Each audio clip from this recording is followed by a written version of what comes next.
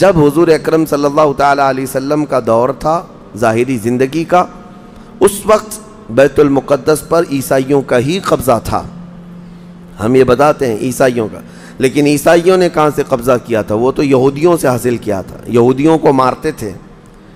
اتنی خطرناک جنگیں ہوتی تھیں عیسائیوں میں اور یہودیوں میں کہ بیت المقدس میں خون خرابہ یہ آج کی تاریخ نہیں ہے، بہت پرانی تاریخ ہے. ٹائٹس نام کا ایک عیسائی بادشاہ جس نے پورے بیت المقدس کی اینٹ سے اینٹ بجا دی تھی، اور اس نے جتنے یہودی وہاں پر آباد تھے سب کو قتل کروا دیا تھا. پھر عیسائیوں کا قبضہ ہوا تھا. کتنے بڑے بڑے عیسائی بادشاہ آئے اور انہوں نے وہاں پر سوائے ظلم کے اور کچھ نہیں کیا بیت المقدس میں. یہ تو ان کی تاریخ چلتی تھی عیسائیوں کی، یہودیوں کی. یہودیوں سے کئی مرتبہ بیت المقدس لے لیا گیا اور عیسائی جھنڈا وہاں لہرایا گیا. کئی 100 سال تک عیسائیوں نے یہودیوں کا داخلہ بھی بند کر رکھا تھا کہ کوئی یہودی پھٹکنے بھی نہ پائے. بیت المقدس تو چھوڑیں، یروشلم میں فلسطین میں کسی یہودی کی انٹری نہیں تھی. عیسائیوں کا جب غلبہ تھا تو یہ کئی زمانے تک چلتا رہا. اصل یہاں پر کیا تھا وہ میں آپ کو بتا دوں. یہ بیت المقدس کا مسئلہ آپ کو سمجھنا اس لیے بھی ضروری ہے کہ آج پوری دنیا میں یہ ایک سب سے بڑا ایشو کیوں ہے. اس کی بنیاد یہ ہے کہ حضرت آدم علیہ السلام کے بعد سے وہ جگہ مقدس تھی، فرشتوں کی تعمیر کی ہوئی. لیکن جب حضرت داؤد علیہ السلام تشریف لائے تو آپ نے، چونکہ آپ کی حکومت تھی اس وقت، آپ بادشاہ تھے، آپ نے ایک مسجد تعمیر کرنے کا حکم دیا. لیکن آپ کے زمانے میں وہ کام نہ ہو سکا تو اپنے بیٹے حضرت سلیمان علیہ السلام کو انہوں نے حکم دیا. سلیمان علیہ السلام بادشاہ بھی ہوئے اور داؤد علیہ السلام کی کرسی پر بھی فائز ہوئے، اور وہ نبی بھی تھے، رسول بھی تھے، امت بھی تھی آپ کی. اور سلیمان علیہ السلام کو تو اللہ تعالیٰ نے ایسی طاقت دی تھی کہ وہ ہواؤں پر بھی حکومت کرتے اور جنات پر بھی حکومت کرتے. تو سلیمان علیہ السلام نے کام شروع کیا. یہ وہ جگہ تھی جہاں موسیٰ علیہ السلام عبادت کیا کرتے تھے. اس جگہ پر سلیمان علیہ السلام نے ایک مسجد بنانے کا حکم دیا اور یہ جنات بنانا شروع کرتے ہیں. اس کا ذکر قرآن پاک میں بھی موجود ہے. حضرت سلیمان علیہ السلام نے جب پورا ڈیزائن دیا کہ اس طرح سے بننا ہے تو پھر جنات تعمیر کرتے رہے اور جنات اتنا خوف کھاتے تھے سلیمان علیہ السلام سے کہ وہ ایک لمحہ بھی حضرت سلیمان علیہ السلام سے غافل نہیں ہوتے یا حکم عدولی نہیں کرتے. ہوا یہ کہ کام ابھی کمپلیٹ نہیں ہوا تھا کہ سلیمان علیہ السلام کا انتقال ہوا تو جنات بھاگ جاتے. لیکن اللہ کی مصلحت، حضرت سلیمان علیہ السلام لکڑی لے کر یوں کھڑے رہتے تھے، اپنا عصا لے کر کے کھڑے رہتے تھے اور کام دیکھتے رہتے تھے. جب تک سلیمان علیہ السلام کھڑے ہیں تیزی سے جنات بڑے بڑے پتھر لاتے تعمیر کرتے رہتے تھے. انتقال ہوا سلیمان علیہ السلام کا اور آپ ایسے ہی کھڑے رہ گئے. آپ کے کھڑے کھڑے وفات ہوئی ہے. اور اس طرح سلیمان علیہ السلام کی وفات کو سالوں گزر گئے لیکن آپ وہاں سے ہٹے نہیں، کیونکہ کام چل رہا تھا. قرآن میں ہے، اللہ تعالیٰ فرماتا ہے جب لکڑی کو دیمک کھا گئی، کتنے سال گزر گئے ہوں گے. حضرت سلیمان علیہ السلام یوں ہی کھڑے تھے. ارے عام دوسرے لوگوں کی موت تو چھوڑو، نیند میں کھڑا ہو کر کے دکھائے. وہ اللہ کے نبی تھے کہ انتقال کے بعد بھی وہ کھڑے رہے. روایتوں میں کئی سالوں تک، 10 سالوں تک آپ کھڑے رہے. اور اس کے بعد دیمک کھا گئی لکڑی کو تو لکڑی ٹوٹ گئی. تب سلیمان علیہ السلام زمین پر آ گرے. جنات اسی وقت جان گئے کہ یہ تو انتقال کر گئے. تب تک بیت المقدس کا کام کمپلیٹ ہو گیا تھا، جنات بھاگ گئے سب. یہ تعمیر، اس کو اصل میں بیت المقدس نہیں کہا جاتا تھا اس وقت، یہ ہیکل سلیمانی. یہ یہودیوں کے عقیدے کے اعتبار سے فرسٹ ٹیمپل ہے، پہلا مندر یا پہلی مسجد جو بھی ہے مقدس تھی. یہ ہیکل سلیمانی جو سلیمان علیہ السلام نے جنات سے بنایا تھا، اور سلیمان علیہ السلام کی کرسی جہاں لگتی تھی اس وقت حضرت سلیمان علیہ السلام نے جنات اور سرکش لوگوں سے اور جادوگر لوگوں سے سب چیزیں جادو کی چھین کر اپنی کرسی کے نیچے دفن کر دیا تھا. سب ختم کیا تھا کہ کوئی جادو ٹونا یہ سب چیزیں نہ ہوں، کیونکہ یہودی جادو کے پیچھے بہت بھاگتے تھے، صرف جادو میں ہی دن رات۔ آپ نے سب دفن کیا اور اس کے بعد آپ کے انتقال کے بعد سالوں بیتے اور اسی طرح سے رہے۔ لیکن پھر یہ ہیکل سلیمانی کو ایک بادشاہ آیا جو عراق کا رہنے والا تھا، اس کی یہودیوں سے دشمنی تھی، اس نے ایسا حملہ کیا کہ پورے ہیکل کو توڑ ڈالا، یعنی جو جنات کا بنایا ہوا تھا اس کو مکمل طور سے مسمار کر دیا۔ ایک دیوار باقی رہ گئی، ایک دیوار باقی رہ گئی، جہاں جا کر کے آج یہ یہودی روتے ہیں، دیوار گریا اس کو کہتے ہیں۔ وہ اس زمانے کی ایک باقی رہ گئی، باقی پورا ہیکل گرا دیا۔ زمانہ بیت گیا، یہودی اس بات پر روتے رہے کہ ان کو مارا گیا، قتل کیا گیا۔ پھر عیسائیوں کا اس پر قبضہ رہا، پھر عیسائیوں سے یہودیوں نے ایک بار پھر حاصل کیا، پھر دوبارہ یہ ٹائٹس کے زمانے میں عیسائیوں نے مار کر کے پورے یہودیوں کو خون خون کر دیا۔ اور پھر بیت المقدس کچھ نہیں تھا، ایک دیوار تھی، ایک دوسری وہاں پر ایک چھوٹی سی عمارت بنائی گئی۔ اس عمارت کو یہ سیکنڈ ٹیمپل کہتے ہیں، سیکنڈ ٹیمپل، یہ دوسرا مندر، اور اسی کو عبادت گاہ بنا کر چلتے رہے۔ زمانہ بیتا، یہاں تک کہ حضور صلی اللہ تعالیٰ علیہ وسلم کی نبوت کا اعلان ہوا۔ پھر اس کے بعد 23 سال گزرے، پھر آپ کی وفات کے بعد صدیق اکبر کا زمانہ آیا، پھر سیدنا عمر فاروق کا زمانہ آیا۔ تقریباً یہ 26-28 ہجری کی بات ہے، حضرت عمر کے دور میں۔ پھر حضرت عمر فاروق کے دور میں جو فتوحات ہو رہی تھی، اسلام پھیلتا جا رہا تھا، تب صحابہ کے ایک لشکر کو حضرت عمر نے فلسطین بھی بھیجا، جس میں حضرت ابو عبیدہ بن جراح بھی تھے۔ تو ان صحابہ نے اس چھوٹے سے لشکر کو لے کر فلسطین کا معرکہ ایسا سر کیا کہ یہ عیسائی سب جان چکے تھے حالات کیا چل رہے ہیں، سیرنڈر ہو گئے اور کہا ہم جو ہے یہ بیت المقدس کی ساری چابیاں آپ کے حوالے کرتے ہیں، لیکن ایک شرط ہے کہ ہم آپ کے ہاتھ میں نہیں دیں گے بلکہ مسلمانوں کے امیر المومنین کے ہاتھ میں دیں گے، وہ آئیں ہمارے پاس۔ تو وہاں جو صحابہ تھے انہوں نے خط لکھ کر بھیجا حضرت عمر کو۔ حضرت عمر مدینے میں تھے، کہا ٹھیک ہے میں آ رہا ہوں۔ قبلہ اول مسلمانوں کے ہاتھ میں تھا، بیت المقدس آ رہا تھا۔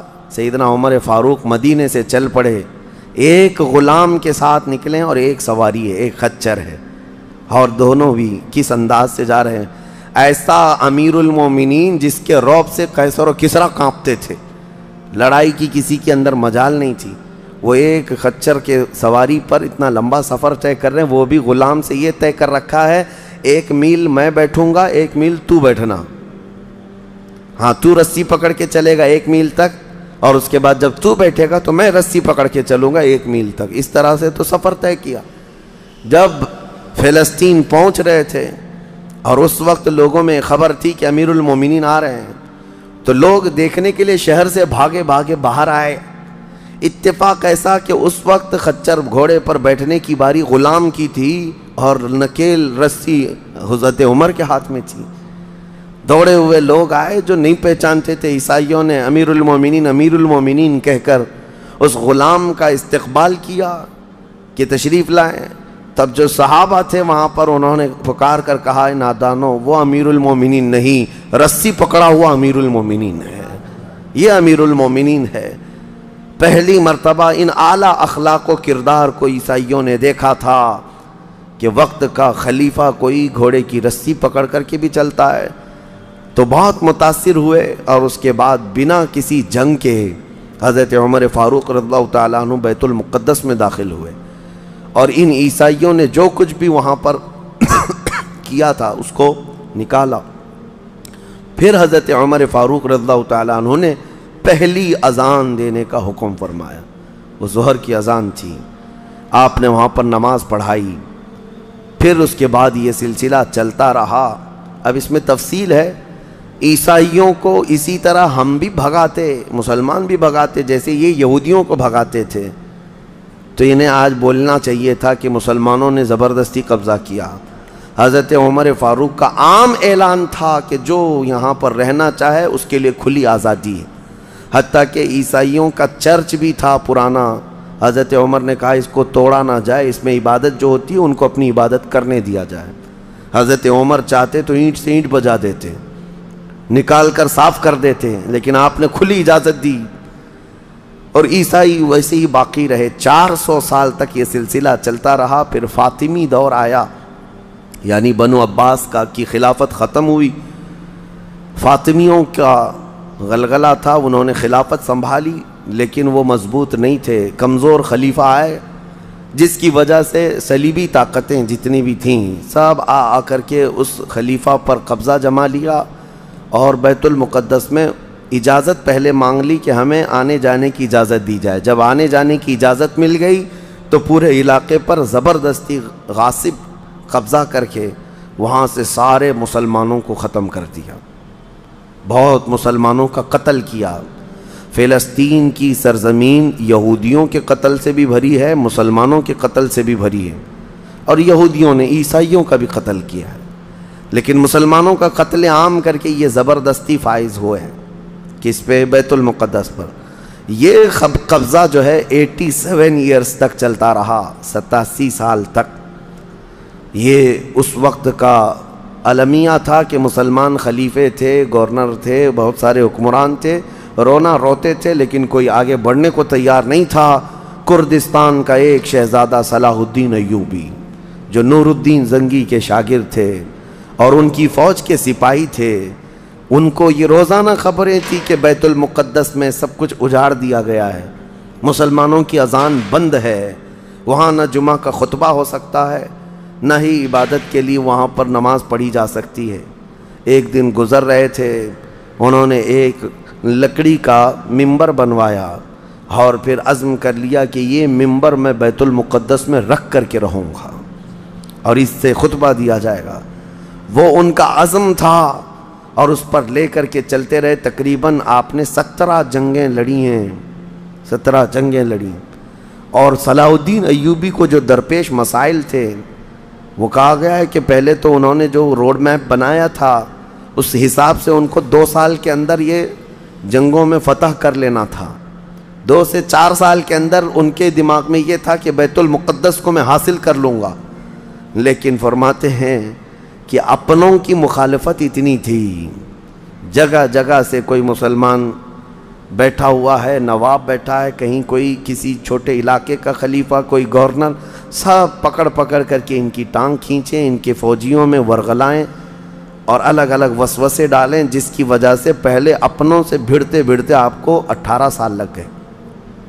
بیت المقدس پھر پہنچے، صلیبیوں سے معرکہ آرائیاں ہوتی رہیں، پھر وہ 87 سال کے بعد صلاح الدین ایوبی نے دوبارہ بیت المقدس کو ان عیسائیوں سے پاک کیا، اور آپ نے وہ ممبر وہاں پر لگایا اور تاریخی خطبہ عطا کیا تھا۔ اس کے بعد وہ بیمار ہو گئے صلاح الدین ایوبی رحمۃ اللہ تعالیٰ علیہ۔ 17 جنگیں جس نے لڑیں، اور عیسائی آج بھی صلاح الدین کے نام سے ڈرتے ہیں، اور بہت سارے تعریف بھی کرتے ہیں کہ ایسا جرنیل ہم نے دیکھا ہی نہیں دنیا میں صلاح الدین ایوبی کی طرح۔ وہ خون کا پیاسا نہیں تھا، وہ امن کا پیاسا تھا۔ کتنے تو قیدی ایسے آتے تھے جن کو وہ صرف ایگریمنٹ کر کے آزاد کر دیتا۔ عیسائی اس بات پر آج بھی اقرار کرتے ہیں کہ جنگوں میں قید جو ہونے والے کو کوئی چھوڑتا نہیں ہے، لیکن صلاح الدین ایوبی ایک نہیں لاکھوں لوگوں کو آزاد کیا ہے، 1000 بھی نہیں، لاکھوں لوگوں کو آزاد کیا ہے صلاح الدین ایوبی رحمۃ اللہ تعالیٰ علیہ۔ اللہ ان کی تربت پر کروڑوں رحمتیں نازل فرمائے۔ حیرت کی بات یہ ہے کہ ان کا آخری وقت آیا تو رونے لگے، بستر پر رو رہے تھے۔ لوگوں نے پوچھا کہ کیا بات ہے؟ صلاح الدین ایوبی کہتے ہیں میں نے منت مانگی تھی اللہ سے کہ اے اللہ بیت المقدس فتح ہو جائے تو میں حج پہ جاؤں گا۔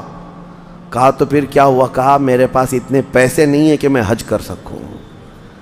یہ وقت کا وہ عادل حکمران جس کی تاریخ عدل سے بھری ہوئی ہے، لیکن یہ بھی تاریخ ہے کہ مال لوٹ کر کے اگر اپنا محل بنایا ہوتا تو صلاح الدین کے بہت سارے آج محلات ہوتے، لیکن وہ آخر وقت بستر پر اس غم سے رو رہے تھے کہ میرے پاس حج پہ جانے کے لیے پیسے نہیں ہیں۔ جس کے زیر نگیں کتنے علاقے آتے تھے اس وقت، بہت سارے علاقوں کا وہ خلیفہ۔ لیکن میرے عزیزو، اسلام کی سچی تاریخ ایسے ہی خلفاء سے ہے، ایسے ہی خلفاء سے نظام ہے۔ پھر یہ زمانہ چلتا رہا، تقریباً 800 سال گزر گئے، 1921 آیا، 1921، یہ جو گزری ہوئی سینچری ہے ابھی ہماری، یہ فرسٹ ورلڈ وار جب ہوئی، پہلی جنگ عظیم، اس جنگ کے دوران یہودیوں نے زبردستی اجازت مانگی برطانیہ کو ثالث بنا کر کے، کیونکہ جب ترکی کی حکومت ختم ہو گئی، جس کو خلافت عثمانیہ کہا جاتا ہے، جب وہ کمزور ہو کر گر گئی، کیونکہ ان کا دبدبہ تھا، یہ آخری خلافت ہے جو زمین پر تھی، اگرچہ خلافت کے نام سے جو مشہور رہی، تو حضور صلی اللہ تعالیٰ علیہ وسلم کی وفات کے بعد سے لے کر یہ ترکی کی خلافت عثمانیہ تک اس روئے زمین پر خلیفہ ہر زمانے میں کوئی نہ کوئی رہا، لیکن 1921 سے لے کر 1921 سے لے کر اب کا زمانہ آ گیا 2023، اتنے سال، 100 سال گزر گئے، پوری دنیا میں اب کوئی خلیفہ مسلمانوں کا نہیں رہا۔ بادشاہ تو بہت سارے ہیں، امیر المومنین اور خلیفہ کے نام سے اس روئے زمین پر اب کوئی نہیں۔ ان ظالموں نے ہماری خلافت کے نظام کو مار ڈالا، ختم کیا، خلافت کو زمین سے ختم کیا۔ اب لوگوں کو نیا لگتا ہے کہ خلافت کا مطلب کیا ہے۔ خلافت ایک نظام ہے، پورا نظام ہے۔ جب ڈیموکریسی ایک نظام ہے، کمیونزم ایک نظام ہے، تو اسی طرح سے خلافت جو ہے میرے مصطفیٰ کے نظام کا نام ہے۔ جب یہ ختم ہوا تو پھر 1921 میں یہودی جگہ جگہ سے جو مارے گئے تھے، اس وقت جرمن سے بھگائے جا رہے تھے، جینوسائیڈ کیا گیا تھا یہودیوں کا، جرمن میں مارا جا رہا تھا، تو ان کے اوپر دنیا والوں نے چنتک بیٹھک جس کو کہتے ہیں رحم کرنے کا، کئی مرتبہ بیٹھکیں ہوئی، بڑے بڑے لوگوں نے کہا یہودی پوری دنیا میں مارے جا رہے ہیں اور یہ مظلوم ہیں، ان کو کہیں پناہ دی جائے۔ پناہ دینے کے لیے جب بات آئی تو فلسطین کا ایک چھوٹا سا علاقہ 4000 یہودیوں کو رہنے کی اجازت دی گئی۔ 1921 سے 4000 یہودیوں کو رہنے کی اجازت دی گئی، اور پھر جب وہ 4000 یہودی رہے تو بڑھتے بڑھتے دنیا بھر سے لوگ ہجرت کر کے یہودی وہاں جاتے رہے، اور تقریباً 1948 1947 1947 جب ہمارے ہاں آزادی کا مسئلہ چل رہا تھا، تب تک یہودی جو ہے لاکھوں کی تعداد میں وہاں جمع ہو چکے تھے، اور جمع ہو کر کے ان لوگوں نے، اور اسی وقت ہٹلر کا دور بھی ختم ہوا تھا، اور ہٹلر نے ان کو بہت مارا تھا، جس کو ہولوکاسٹ کہا جاتا ہے، اور بہت زیادہ ظلم کیا تھا۔ تو یہ سب بھاگ کر کے فلسطین میں جمع ہوئے، اور پھر ایک ایگریمنٹ سائن کروا لیا گیا دنیا کی بڑی بڑی طاقتوں سے کہ یہ اسرائیل ایک کنٹری ہے۔ فلسطین کو 2 حصوں میں بانٹ دیا گیا، آدھا عربوں میں، آدھا یہودیوں میں، فلسطین کے 2 حصے کر دیے، تو آدھا یہودیوں کو ملا تو ٹھیک ہے، لیکن اس کے غصے میں عربوں میں جنگ شروع ہوئی۔ 1948 کے بعد پھر جنگوں کا آغاز ہو گیا، جارڈن، سیریا، مصر، ان لوگوں نے اسرائیل کے ساتھ، انہوں نے نئی کنٹری کا نام اسرائیل رکھا تھا، جنگ کیا۔ جب جنگ کرتے رہے، اسرائیل اپنے پیر پھیلاتا رہا اور آگے بڑھتا رہا، کیونکہ اس وقت ان عربوں کے اندر یا جدید ہتھیار نہیں تھے۔ اسرائیل کو فلی طور پر امریکہ کا سپورٹ تھا، UK کا سپورٹ تھا، یورپ کا سپورٹ تھا۔ ان تینوں ملکوں کے ساتھ بڑی خوفناک جنگوں میں ان کو پیچھے ڈھکیل دیا گیا، بلکہ جو صحرائے سینا تھا مصر کا، وہ بھی اسرائیل نے قبضہ کر لیا۔ طور سینا جس کو کہتے ہیں، کوہ طور، وہ بھی ان کے لیے مقدس تھا، وہ بھی حاصل کر لیا۔ پھر اس کے بعد دوسری جنگ بھی ہوئی تھی مصر کی، تب مصر نے وہ علاقہ واپس لیا اور اسرائیل کو سمیٹنے کی کوشش کرتے رہے۔ 3 بڑی جنگوں میں ہوا یہ کہ جب جنگ ہوتی رہی، اسرائیل پھیلتا رہا۔ پھر 1978 کے قریب یا 75 کے آس پاس اسرائیل نے پورے طور پر فلسطین کا کنٹرول اپنے ہاتھ میں لے لیا، جس میں بیت المقدس بھی چلا گیا۔ یہ ہے تاریخ میں آدم علیہ السلام کے زمانے سے لے کر یہاں تک کی بتا رہا ہوں، مختصر جھلکیاں۔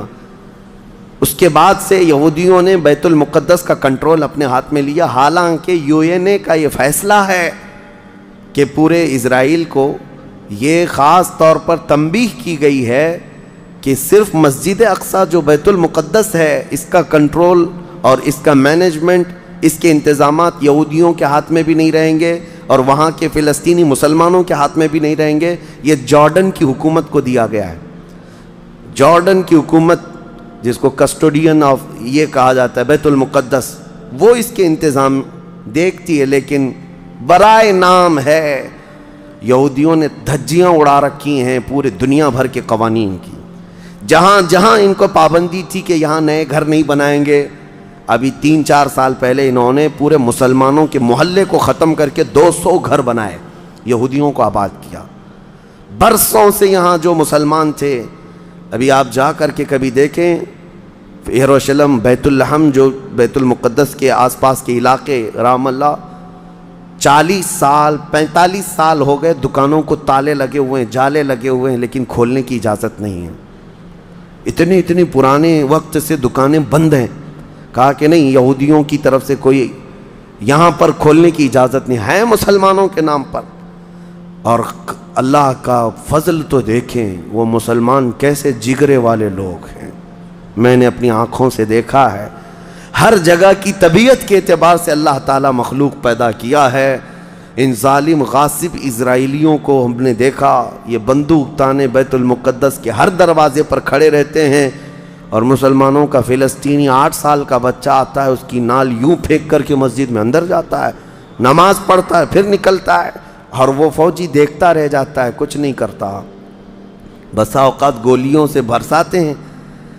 روزانہ کا معمول یہ ہے، رات کو گولیوں کی بارش ہوئی، سمیٹ کر کے ختم کیا گیا، زخمی ہاسپٹل میں گئے، دوسرے دن دیکھا عصر کے بعد بیت المقدس کے باہر صحن جو ہے وہاں پر پھر عورتیں، بچے، سب جو روزانہ عصر سے لے کر مغرب تک اپنی روٹیاں، اپنے کھانے لے کر کے آتی ہیں، بیٹھتی ہیں، ایسا لگتا ہے یہاں کچھ ہوا ہی نہیں، کچھ ہوا ہی نہیں۔